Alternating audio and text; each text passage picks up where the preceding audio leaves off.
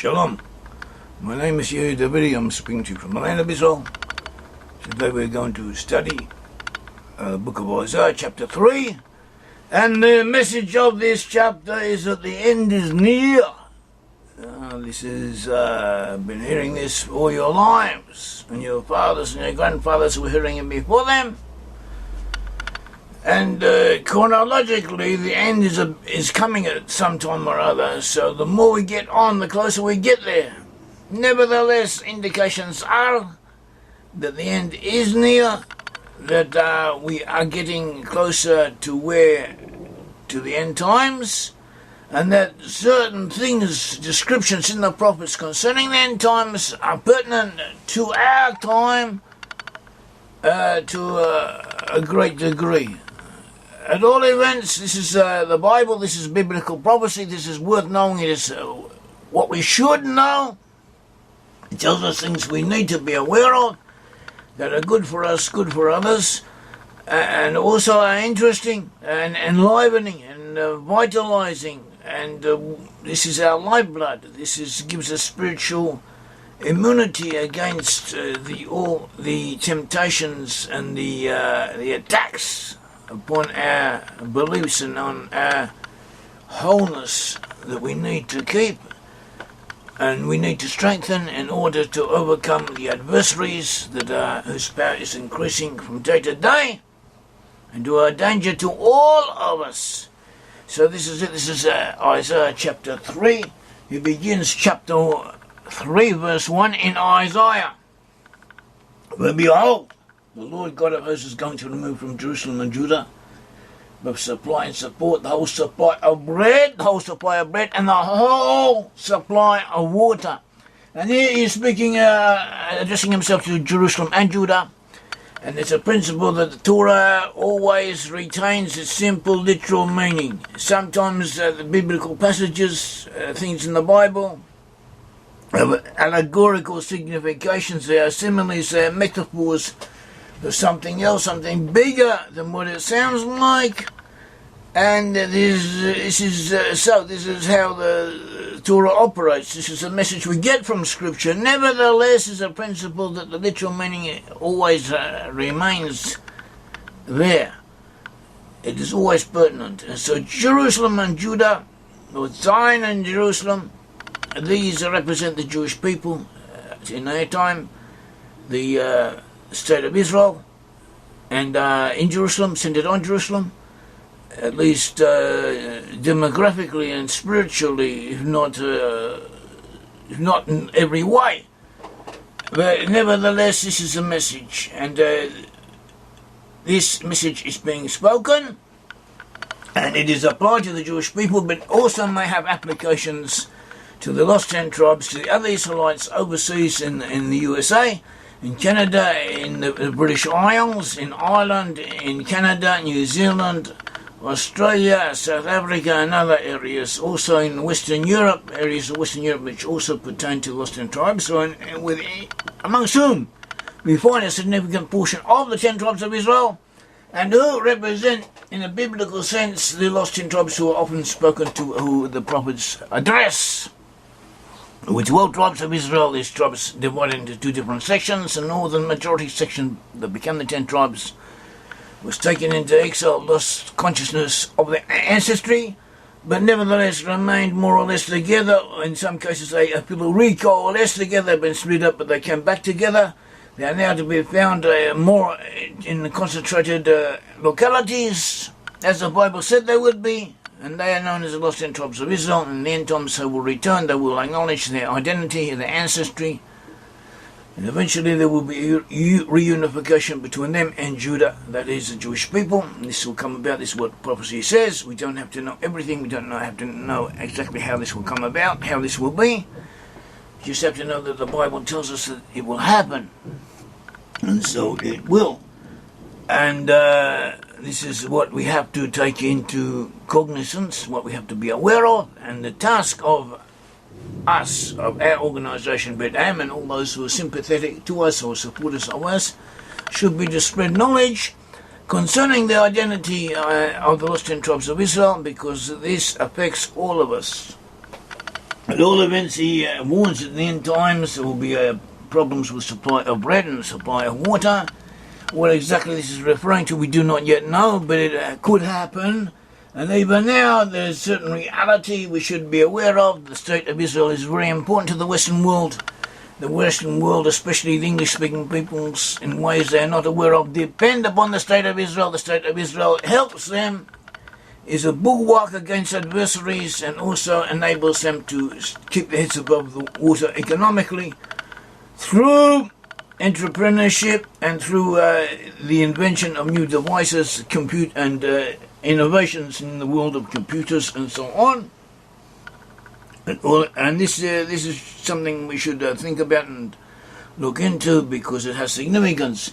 Nevertheless, the state of Israel is in danger, and its existence is precarious. I live here, I have family here, I have children, grandchildren here, and most of my friends and everyone I'm associated with and learn with and work with and so on are here, even though I have also relations overseas and friends. But it doesn't matter. And the person, when a person lives in an area, he wants to think that everything is okay, and it will always continue to be okay, and God willing it will be. But we should also be aware of reality. The water resources of Israel, the state of Israel, are very scarce. They depend upon the Kinneret, the Sea of Galilee, and also on different underwater aquifers, underwater subterranean lakes or deposits of water. And most of these are in the so-called West Bank and in Judah and Samaria, in what is considered Palestinian territory. And if Israel would lose control of that, it would lose control of its water. And all the time, day and night, there are elements, especially in Europe, but throughout the world, even amongst the Jewish people themselves, who are constantly pressuring and working towards forcing Israel to, as if to say, give self-expression to the Palestinians, let the Palestinians rule over the places where they are, give them control, to pull back before the 1967 borders. And this, in effect, would be the end of the state of Israel. And those who advocate such policies, such compromises, as if to say, in the sake of peace, they are well aware, at least subconsciously, that the bottom line, the end result of their proposals would be the destruction of the Jewish people here, or at least placing them in extreme jeopardy. And they are aware of it, and that perhaps, or more likely than not, is their real aim. And all of us should know this, that all the events it was prophesied in the end times there will be a problem with water and food supplies, as the prophet says. We should also know that all the nations of the world are against the state of Israel. That is, nearly all of the nations of the world are against the state of Israel. The absolute majority of them, more than 60% of decisions and declarations by the United Nations, which is supposed to represent all countries of the world, are against the state of Israel. Doesn't matter, in Africa they eat pygmies. In Korea, I don't know what they do. All over the world they do bad things, horrible things to each other, and no one really cares about it. But the Jews worry them. The existence of the Jews worries them. The independence of the Jewish peoples worry them, and they want to end it because they are bad. Most of them are bad, not as individuals. As individuals we can all get along with each other, but in aggregate, as composite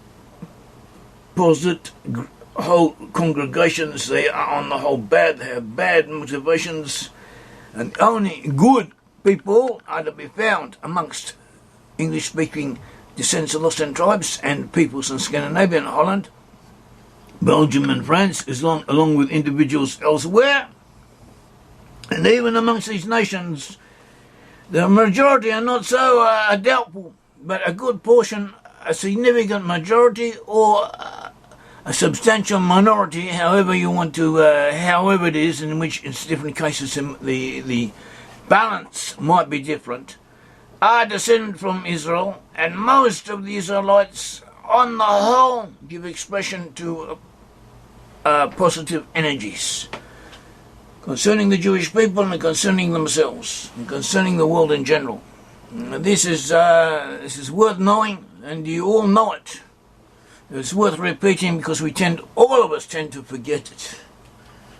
And he goes on, Isaiah chapter 3 verse 2 and 3 and 4. The mighty man and the warrior, the judge and the prophet, the diviner and the elder, the captain of 50 and the honourable man, the counselor and the expert artisan, and the skillful enchanter, I will make mere lads their princes, and capricious children will rule over them. It says that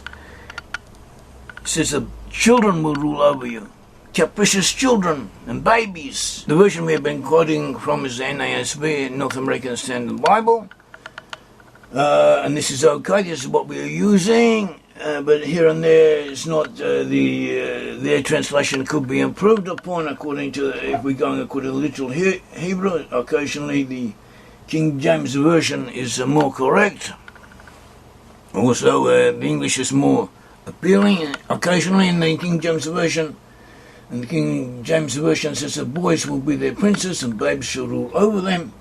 And this is a reality. Teenagers and people before becoming teenagers have a culture of children and a culture of childish attributes and of childish games and childish values, which dominates part of our media and the school system, and also it's very strong among women, who in turn influence their husbands.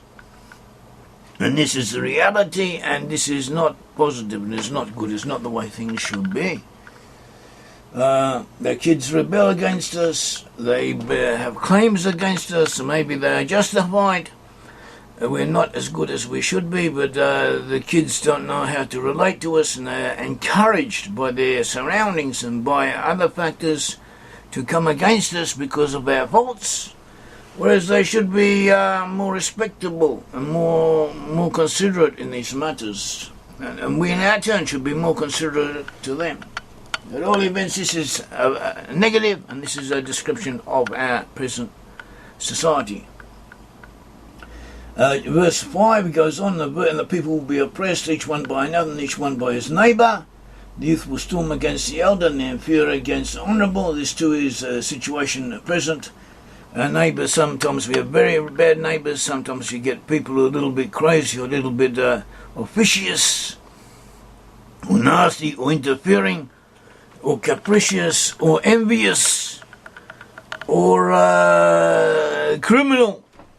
You get all types, and the society encourages neighbours to interfere with us, and they should not do so, and it is a problem in a lot of cases. By neighbours, we don't necessarily mean not only the people who live next door to us, so this also can be a severe problem, or people live next door, people in the street, people in the neighbourhood.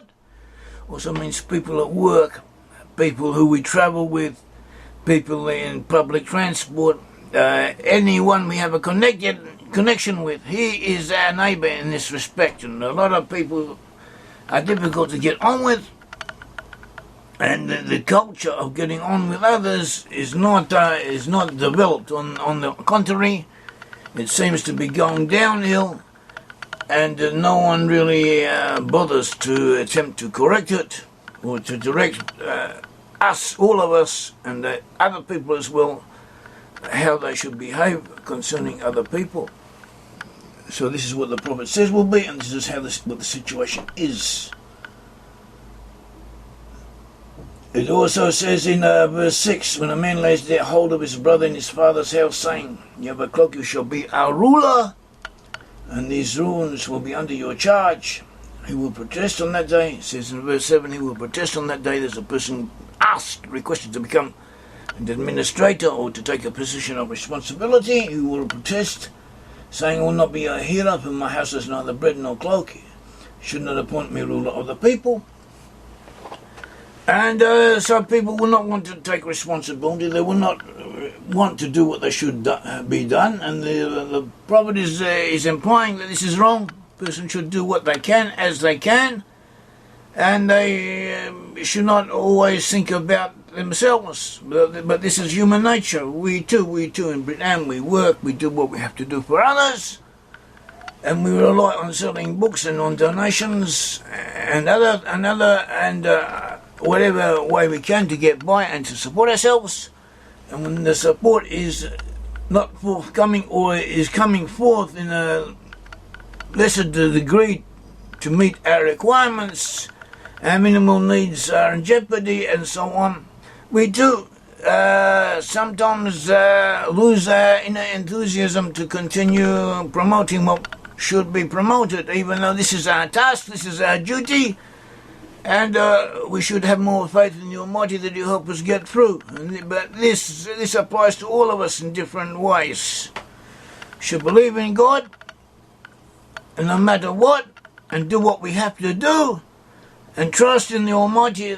Somehow or other will bring us through the narrow valley of this world. He goes on. Verse 9, the expression of their faces bear witnesses against them, and they display their sin like Sodom. They did not even conceal it. Woe to them! They have brought evil on themselves, and they display their sin like Sodom. So you see it on our faces. We are not as good as we should have been. None of us. And this is a problem. Also, he refers to Sodom several times. Sodom is associated with homosexuality. Homosexuality is a danger. It is wicked. It is destructive. No one wants it, really. The people have been misled into this lifestyle, and have been misled, and they usually regret it, and they would go back if they could, if they had an alternative, and they should be helped. And homosexuality should be condemned and denigrated, because once, if it was condemned, if people took a more negative view of it from the very beginning, less people would allow themselves to be sucked into it, and less people would suffer because of it. This is beyond the fact of right and wrong, being fair to people, taking people as they come, not discriminating and so on. All these are valid values and they're necessary ones. But even so, there is prejudice has its place. And it is a weapon, it is a tool that society can use to correct itself and to help itself, and it has value. Isaiah continues, verse 10, say to the righteous that it will go well with them, for they will eat the fruit of their actions. If you do good, good will be done unto you. Good will come unto you. This is sooner or later, and this is a rule that applies in nearly every case, to some degree or other, even though some of us, God forbid, have to go through trials and tribulations before we see this. Sometimes we are tested, and not all of us are able to stand up to the tests that we have put through. But nevertheless, we should, the Bible tells us this, and those who open their eyes see that on the whole, before their faces is what comes. People who are good on the whole live good lives, and good comes to them. Goodness is the best. Goodness is good. And it says, verse 11, woe to the wicked, will go badly with him. The opposite, people who are bad, bad comes to them. And if bad comes to us, we should examine our attitudes and our actions and correct what we can correct and do better instead of doing worse. What he deserves will be done to him. Verse 12, O my people, their oppressors are children, and women rule over them. O my people, those who guide you lead you astray and confuse the direction of your paths. Our leaders misguide us, our politicians, and not only our politicians, by leaders also means the media, people who influence us, especially the media in our time, and not only the media, also educational system, people respect, people we look up to, our people who possess positions of authority and influence.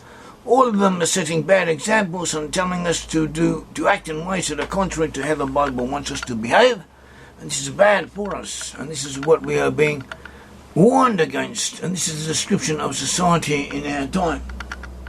It says women rule over them. This is not good for society, and it's been proven that women in authority tend to emasculate, to make people lose their manhood, as if to say, God forbid.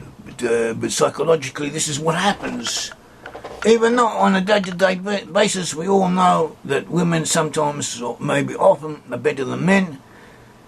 Women are sympathetic, especially in cases where you're up against authority and up against bureaucracy, or have certain problems, and the only person who's prepared to help you even understands what you're talking about, what kind of help you need. It happens to be a female. So also in school, might be the only teacher who helps your kid is a lady. But nevertheless, we take things in general, it is not good for society on the whole. And this principle applies to everything. We should go according to what the Bible tells us, and take things as they come. Relate to all case, each and every case on its individual merits, whilst maintaining our beliefs in the general principles. Verse 13 says, the Lord arises to contend and stands to judge the people. The Lord enters into judgment with the elders and princes of his people. And the people of Israel are the people of God. We should not forget that. Despite seeming otherwise, they have a greater obligation than others. They cannot say because in this and that country or in this and that society they are able to get away with acting in such and such a way, we should do the same. Why can't we live with them? Why can't we allow ourselves the same liberties that they allow themselves? On the contrary, we are better off than them, and we have a greater obligation than they do, and a greater commitment and an ultimate goal that is much greater than theirs, and therefore if we sin, if we transgress, we are liable, God forbid, to be punished more than the others, because we have been chosen above them.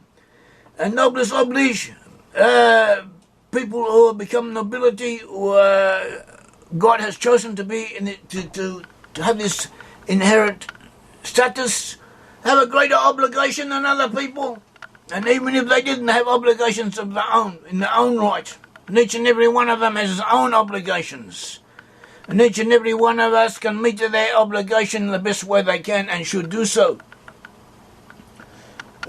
Also, we should be aware of not helping others, should help the poor. This is something which is repeated over and over and again. We should help the poor, we should help the unfortunate.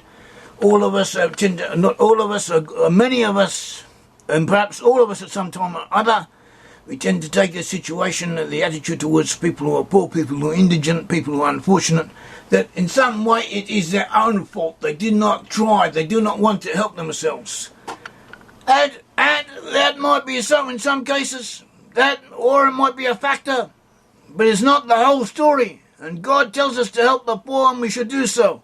And judgmental decisions and attitudes are something we should be very, very careful on making. The bottom line is that we are told to help the poor, to help the unfortunate, to do what good we can, and this is what we should do, and this is what Isaiah is speaking about. He goes on, verse 15, what do you mean by crushing my people and grinding the face of the poor, declares the Lord God of hosts. If you do not help them, you may be called into judgment, so be careful. Verse 16 says, moreover the Lord said, because the daughters of Zion are proud and walk with heads held high and seductive eyes. Women looking about, women making eye contact with every man who passes by, or with men that appeal to them, or just want to have an ego trip, but seeing how far they can go, what influence they can have by flirting with their bodies and with their eyes. And also in conversation, this is a situation in our time, and Isaiah the prophet warns us against this. And they go along with mincing steps and tingle and bangles on their feet. They do whatever they can to attract attention. They don't necessarily have bangles on their feet, but they have other means just as effective or more effective of attracting the attention of others. And this is not the way the Bible wants things to be. He says in verse 17, therefore the Lord will affect the scalp of the daughters of sin with scabs, and the Lord will make their foreheads bare. That is the NASB says, but this expression, make their foreheads bare, in Hebrew, it says, Pathen Yair, which actually means this: the female sexual organ will begin to flow, and this is an outcome of venereal disease or venereal sexual afflictions that comes about through promiscuity, and this is what is happening to us in our time. Venereal diseases are spreading. Youth especially is vulnerable, is affected by this. We have medical medicines and attention and means of prevention and of curing, but these are not always as efficacious as we are led to believe they are. The effects are tragic, and they exist. And I had a friend who, because he relied overduly on the medical attentions and so on, he was severely hurt because of this. And possibly all of us know people in such cases or have heard of them. And this is what the Bible tells us it should not be, and what Isaiah is warning us against. He goes on in verse 18, "In that day the Lord will take away the beauty of their anklets, headbands, crescent ornaments, dangling earrings, bracelets, veils, headdresses, ankle chains, sashes, perfume bases, amulets, vestal robes, outer tunics, cloaks, money purses, all kinds of recruitments, all kinds of fashion accessories. All of these will be forbidden and destroyed. Hand mirrors, undergarments, turbans and veils will come about. Instead of sweet perfume will be putrefactions, rottenness instead of sweetness. Instead of a belt or rope, instead of a well-set hair, a plucked out scalp. Instead of fine clothes, a donning of sackcloth and branding instead of beauty." So this version, these exhortations of Isaiah, it is implied that this will be a natural outcome of a mode of behaviour. These certain diseases and afflictions will come because people were immoral and went in certain ways. But it also is implied that the actions of the enemies will also be responsible. They are liable, God forbid, to conquer us and to do things to us and to cause us to live in certain ways. Also, when people are under siege or lack food or water or in danger of being destroyed, their mode of behaviour is different. Their bodies change, their attitude changes. And this too could be the afflictions described here could also be an outcome of famine, and possibly both possibilities, both likelihoods will come to pass. God forbid, but we should know that the prophet had prophesied it and warned us of this in advance, so that it should not come to us. Everything is conditional on our behaviour. We should be better than we are.